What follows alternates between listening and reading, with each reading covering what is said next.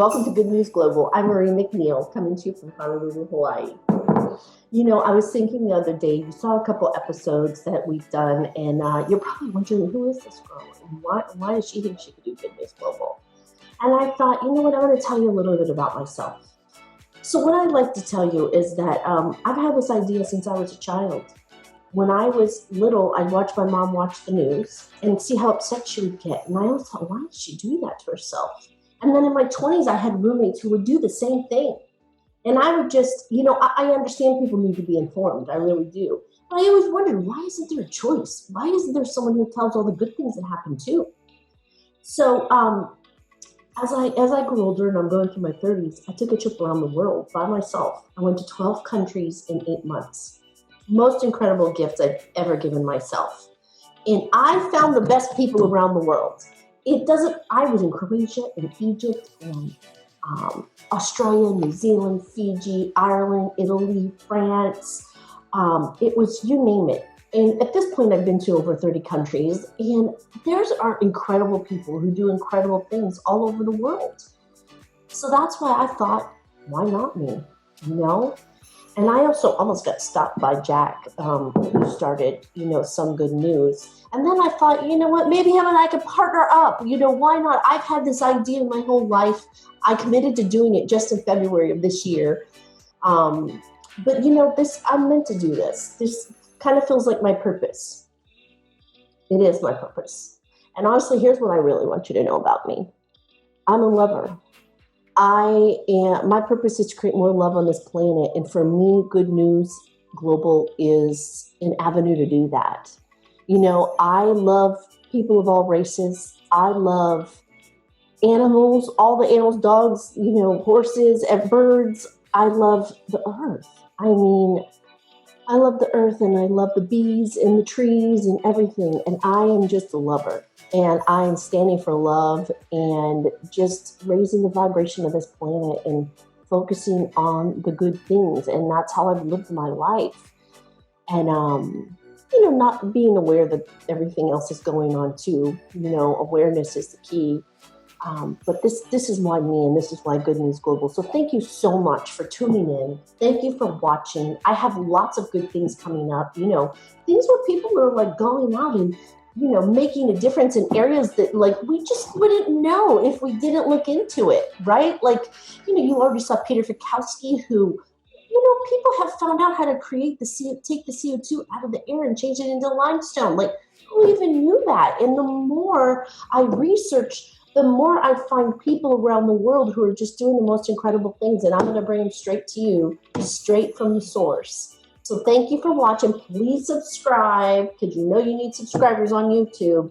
And I honestly appreciate you.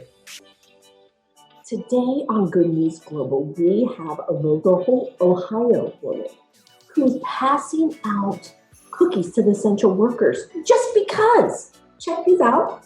As you can see, the shapes are like dollar signs for the bankers and the nurses' uniforms for the nurses. And then she has masks, and then she has taxis.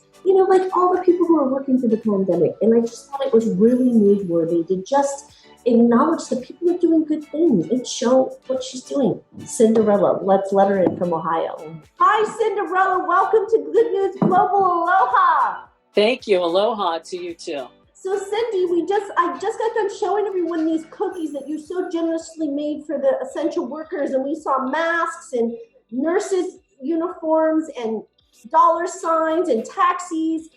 But who did you give the masks to? Gave the masks to people at the grocery store. The one lady that was always so kind to me, and she worked through this. I took them to a random 7-Eleven, Circle K that are always open through this and serving everyone, and gave that to them. A random Coca-Cola driver who was just going down the street, and went and gave him a mask and told him we appreciated him for all the work he's done. And what were their reactions when you gave them these cookies? Shocked and appreciated. They felt very, very appreciated, and just they were like, thank you. And what made you do this? I mean, I told everyone you're a local Ohio woman who just had these cookies made up and was just like, you're going to do something nice for people, right? Well, my husband is the taxi driver, and he is always saying, when they say essential people, I'm essential people. I had to work through it. I'm always taking people. So that made me feel he needs to be appreciated. And that's when I got the idea of doing the cookies and showing him and other people that they are all appreciated. You are so wonderful. We need more people like you in this world. Thank you so much for coming on Good News Global and sharing this idea. So I hope more people will give the essential workers cookies or whatever they need and be supportive, but also just writing that thank you note to them. That was a very generous thing to do. Thank you very much for having me on. Next up, we have two women, Liz and Candace. And these women are out to transform people's conversation about aging and growing older. And so I heard their talk and I was like, oh my gosh, this is great news. I mean, the things people think of. So let's introduce them to the show and talk to Liz and Candace. Candace, Liz, welcome to Good News Global. Hi, Marie. Hi. I'm Marie. So Liz, tell us what you're up to. Well, this is really exciting. There's myself and my two partners, Candace Shivers and Maureen Charles. We have started a movement called Love of Aging Movement. And what we're doing is we are creating communities that shift the narrative for aging. Wow. And so, Candace, tell us why you started this movement. I'm going to tell you about, from my perspective first, before we became a movement. I'm the oldest of the group. I'm 73, Wow. but a few years back when I was 69, suddenly dawned on me I was about to turn 70. I went, wow, 70, wonder what that's like. So I started observing people in their 70s, kind of check out the landscape. And what I observed was that there were two very distinct camps. One camp, all in their 70s, were turned on about life. They were excited about their future. They were physically and socially active. These people were full of life. Then there was another group in the 70s also, and these people were starting to slow down, not quite physical and socially active as they used to be. Never so often you'd hear them saying, oh, I'm just too old for that. I continued watching, and I found out that these same two groups existed among people in their 80s, 90s, even centenarians. So at that time, I made it my business to find out how you got into this first camp and how you stayed in there. Yeah. So, as well as observing, I started reading and doing lots of research. And then I read something, Marie, that just put me on a path, on a mission. I was not stopping after I read this. Okay. I read about a man who was 104 years old, who died peaceably in his sleep one night, having earlier that same evening made love to his wife. And I thought, whoa, well, I want to be like him. I'm going to have what he's having. And sure enough, I found out. I started finding out about these centenarians who were, active and full of life. And one of the things I found out that they had in common were a lot of the things that we all could probably guess. Okay. Certain nutrition, being physically active. But I discovered one thing that was a really important element that I had never thought about, and that was their attitude. So I started researching attitude in aging. And I found this Ohio longitudinal study on aging and retirement. And what this study showed was that people who had a healthy, positive perspective on aging lived on an average 7.5 years longer than those who had a negative attitude. Wow. So I thought, I got to get the attitude business. I got to find out about this. But then here's a study. It's a very well-respected study, well-read, quoted a lot. You may have heard about it. And it was done, it started in, I think, in the 1960s in Minnesota. and it was done with nuns. Okay. And the study continues till today. And what they did is they wanted to study nuns. First of all, it was a great group of people to study over time because, one, they have very similar lifestyles, and two, given the nature of their devotion, they were unlikely to quit the study. They would follow through, right? But anyhow, so they studied these nuns, and what they wanted to find out, they started the study when they were, the women were in their 20s, just entering the convent. And they followed them throughout their lives to see which ones went on to develop Alzheimer's and which ones didn't, and to distinguish what was the difference. So as part of the study, when they entered the cloistered life, they had them write an autobiographical essay. And that started the study.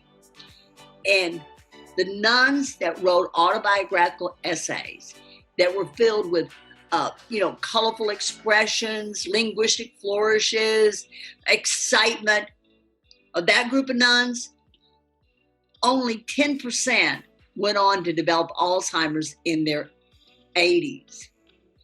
The nuns who wrote dull or plain essays, 80% went on to develop Alzheimer's later in life. Wow. So they concluded that relishing life, enjoying your creative process, being fully engaged actually protects brain health. Now, here's the part that blew me away. Okay. They did autopsies on these nuns. And what they found is that the vivacious nuns who had showed no sign of Alzheimer's prior to their death actually had as much plaque on their brain as the ones who developed Alzheimer's. So the study concluded that you can have a healthy mind and spirit in a less than perfect body. That's just incredible, Candace. Absolutely incredible. Thank you so much for sharing that. I mean, I think that's a breakthrough for people to know. It's really a gift. It's really, really a gift what you ladies are doing. Now, Liz, can you tell us, how do the viewers find you? There's 3 ways that you can find us. Okay. You can find us on Facebook at the Love of Aging Facebook group.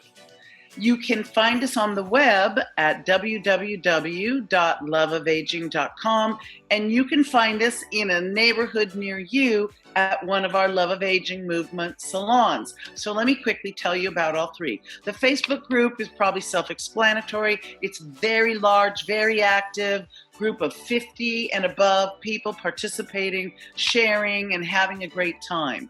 We also share a little peeks of what's happening on the website to let people know when something new is happening there. On our website, we have blogs from amazing bloggers that many of your viewers would know. We have what we call a glimpse, which is a sneak peek to people that you'd want to know better. And we ask them about 14 or 15 questions, and that's sort of inside the actor's studio style. And we also have book reviews and recommendations, and right now we have a photo contest with prizes for someone who shows us their best attitude around aging.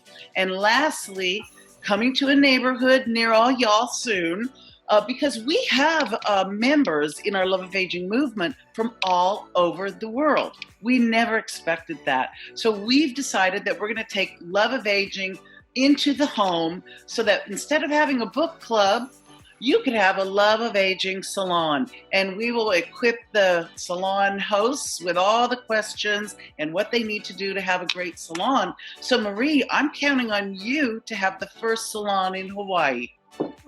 All right. Wonderful. Ladies, thank you so much for coming on Good News Global. Thank you for all the work you're doing, and I'm sure the viewers will come and join your Facebook group. Aloha. Aloha. Aloha. Thank you so much for watching Good News Global. Please come back next week to see more amazing good news that's happening on the planet.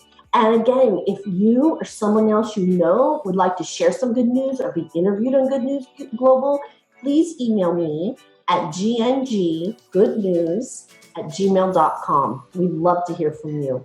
And don't forget to subscribe. It's the red button right under. Aloha.